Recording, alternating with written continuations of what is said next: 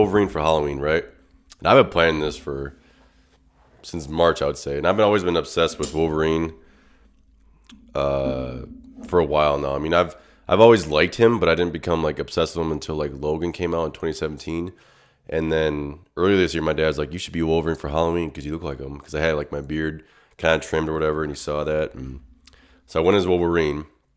Okay, and I had it all planned out, and I took pictures. And the day of, you know how Wolverine is like all ripped up. I looked up like how to get not more ripped in a couple days, but just like make sure I wasn't holding water and all that. So I put lemons in my water, and it's like a natural diuretic.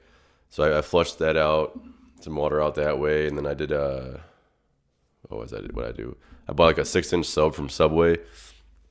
And right before I was about to take pictures, I like carved up a little bit, and I didn't really eat all day. I kind of fasted, and then I thought I looked okay. I mean, I don't look that good, but I tried my best Hugh Jackman impression, and it was a fun time. I went to some parties, and everybody liked it, and it was a good costume.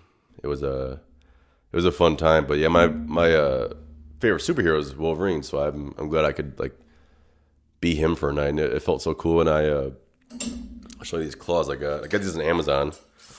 And they're like real metal, so they do some damage. I had like beer cans at the parties, and I was like slashing them that were empty, and people were like, "What are you doing?" And I was like,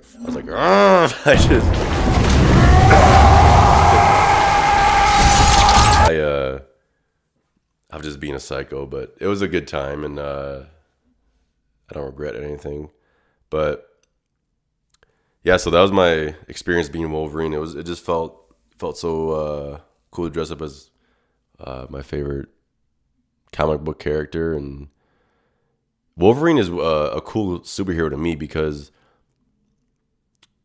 well, not cool, but it's just realistic because everybody has like a happy ending and they got help, and I feel like Wolverine is he was like 100 or not 100 years old, a couple hundred years old, and he fought through many wars. You know, lost many friends and family members, and he went through a lot of hardships and stress and all this negative stuff, and he didn't really have a happy ending. I don't know if you saw Logan, but you know, spoiler alert, he dies.